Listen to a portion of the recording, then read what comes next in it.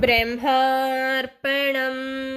మన సుకృతమునకు ఆ భగవంతుని కృప కూడా తోడైన వెంటనే మన అసలైన గమ్యమును ఈ జన్మయందే అతి సులభముగా చేరగలము. నేను దేహమును కాదు, నేను పరమాత్మను అనే భావనను అందుకొని అనుభవించడం అంత సులభతరము కాదు. నేను బ్రహ్మమును, బ్రహ్మమునే నేను అనే అనుభవపూర్వకమైన జ్ఞానమును పొందుటము అనునది యోగ్యతను అనుసరించియే ఉండును.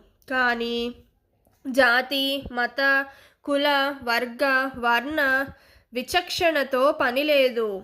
నేనే నీవు, నీవే నేను అనునది అంతటా నిండియున్న పరమాత్మ చైతన్య యొక్క స్పృహను కలిగిస్తుంది.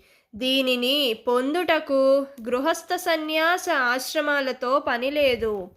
బ్రహ్మార్పణం.